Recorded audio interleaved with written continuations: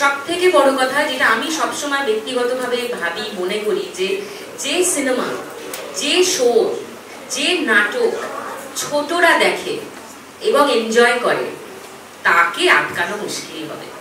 আর লাখ টাকার লক্ষ্মী লাভ প্রত্যেক বাড়ির ছোটরা প্রত্যেক দিন দেখে।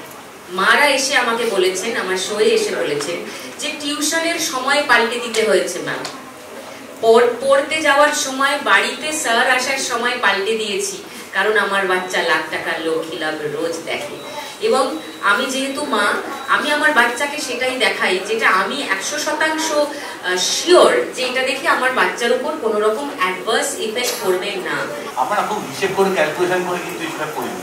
আমরা এই শোটা করেছিলাম যে আমরা কিছু করতে চাই যেটাতে শুধুমাত্র ওই রঙ্গরসিকতা বজায় থাকবে না, মানুষের জন্য কিছু থাকবে, যাতে মানুষ কিছু সেখান থেকে উপকৃত হয়, কিছু পায়, এইটুকুই ভাবনা ছিল আমাদের। যখন দিতে গেলাম, মানে আমার শ্বশুর বাড়ি, বাপের বাড়ি, আমার গ্রামের লোক সব জায়গায় খুবই আনন্দ করছে তারা, আর আনন্দ পাচ্ছে যে আমাদের গ্রামের বউ, গ্রামের মেয়ে জিতে এসছে।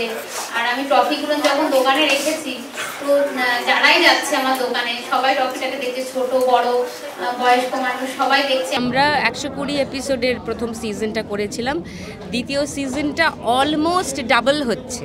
তো এটাই তো একটা পাওনা। একটা চ্যানেল যারা নিজেরাই আনশিওর ছিলেন যে কি হবে, তারা এতটা কনফিডেন্স পেয়েছেন যে প্রায় দ্বিগুণ সংখ্যক পর্ব নিয়ে তারা সেকেন্ড সিজন শুরু করছেন। আমরা মনে করি আমরা অনেক ব্লেসড যে আমরা একটা জীবন পেয়েছি এরকম, কিন্তু সারা পশ্চিমে কত মা লক্ষ্মী, তাদের কী জীবন, কী যাপন, সেটা ধরতে পেরেছি আমরা শোয়ের মাধ্যমে। সেই জন্য আমরা নিজেরা খুব গর্বিত, এবং তারা যেই কষ্টটা করছেন সেই কষ্ট যাতে একটু হলেও লাঘব হতে পারে সেইটা ভেবেই এই ফরম্যাটটা করা। এই 1 লক্ষ টাকা যদি তার জীবনকে একটু মাত্র স্মুথ করে, তার যে স্বপ্নটা সে দেখছে বা যে স্ট্রাগলটা সে করছে সেটা তাতে যদি সাফল্য পান, সেটার দিকে যদি আমরা তাকে একটু এগিয়ে দিতে পারি, সেটা পেরেছি বলেই আমার ধারণা।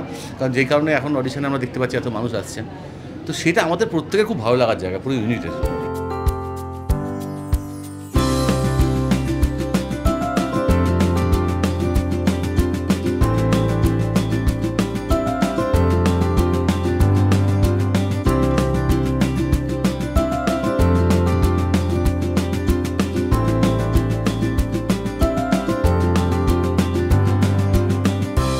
লক্ষ্মীদের আরও এক্সপেকটেশন বাড়ছে, দর্শকের আরও এক্সপেকটেশন বাড়ছে, এবং এই শোটার একটা অর্গ্যানিক ইমোশনাল জার্নি আছে। এটা ওই লেখা, বাইরে থেকে পুট আপ করা, আগে থেকে ডিসাইড করা এখানে হাসানো হবে, এখানে কাঁদানো হবে, ওই ধরনের শো নয়। এটা জাস্ট চলে, জাস্ট অ্যাকশান বলে দেয় ডিরেক্টর, তারপর যেটা হতে থাকে সেটা হতে থাকে। তো এই পুরোটা খুব অর্গ্যানিক্যালি হয়েছে। আমাদের লক্ষ্মী ব্যাংকের কনসেপ্টটাও খুব অর্গ্যানিক্যালি তৈরি হয়েছে, and I am sure season 2তেও আবার অর্গ্যানিক্যালি কিছু একটা ঘটবে যেটা আমরা এখনও জানি না। লক্ষ্মী ব্যাংক ব্যাপারটা কিন্তু আমরা আগে ভেবে আসিনি। ওখানে থাকতে থাকতে মনে হলো আচ্ছা, এই যে যারা জিততে পারলো না, 3 জনের তো ইকুয়াল নিড আছে যারা খেলতে এসছে, একজন তো জিতে গেল, তাদেরকে কীভাবে আমরা হেল্প করতে পারি। তখন আমরা সেলিব্রিটিদের রিকোয়েস্ট করলাম যে তোমরা তো ওখানে খেলতে আসছো, তোমাদের তো একটা স্পেশাল এপিসোডে আসছো তোমরা, এবং 1 লক্ষ টাকার নিড তোমাদের। তারাও কিন্তু খুব সাদরে এটা গ্রহণ করলেন এবং বললেন হ্যাঁ আমরা এখান থেকে 50% কন্ট্রিবিউট করবো লক্ষ্মী ব্যাংকে।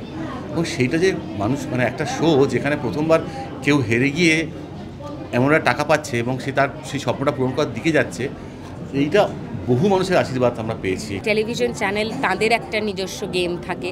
I have never been a part of such games, but তাদের একটা এক্সপেকটেশন ছিল, আমার থেকে কিছু এক্সপেকটেশন ছিল, আশা করি সেগুলো মেটাতে পেরেছি। আমার যখন প্রথম সিদ্ধান্ত নিই, আমার কিছু কলিগরা, পরিচিত পেশাদার জগতের বন্ধুরা একটু নাক সিটকিয়েছিল চ্যানেলের নাম শুনে, যে এটা তো হ্যাপেনিং চ্যানেল নয়, নাম্বার 1 নাম্বার 2 চ্যানেল নয়, তুমি এতদিন পরে ফিরছো এই চ্যানেলে কেন? আমার ভালো লাগে, যার অনেক আছে তার পাশে দাঁড়িয়ে লাভ নেই, যার একটু কম আছে তার পাশে দাঁড়িয়ে if I can make a difference, I think that makes the story itself. আমি খুব খুশি, আমি এত খুশি সেটা আমি বলে বোঝাতে পারবো না, কারণ আমি একটা সুন্দর প্ল্যাটফর্ম পেয়েছি, তারপরে সম্মান পেয়েছি, তারপরে আমি খেলতে এসে জিতেছি, জিতে অনেক টাকাও পেয়েছি, আমি খুব খুশি। আমি তো অর্ধেক খেলা খেলতেই পারবো না, ওরা কি এফিশিয়েন্টলি খেলে, আমি তো ঘাবড়ে ঘুবড়ে মানে লেবড়ে জেবড়ে একটা কেলেঙ্কারি করে ফেলবো, নার্ভাস হয়ে যাব।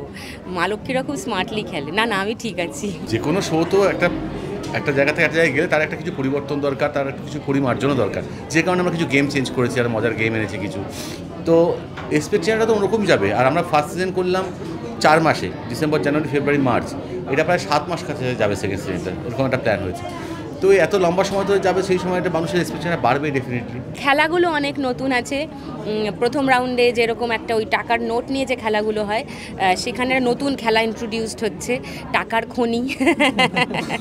তারপরে গানের রাউন্ডটা তো সব থেকে পপুলার, যেখানে টুনি আর টুনির দি কুলু দেয় এসে, তো সেইটা আনট্যাপড আছে, সেটা একদম ঠিক আছে, ওখানে কিছু ট্যাম্পার করা হয়নি।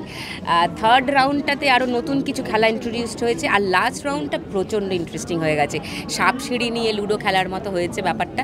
সব মিলে উত্তেজনা টান টান। 6টায় যে খুলবে সান বাংলা, 7টা অবধি সে নড়তে পারবে না।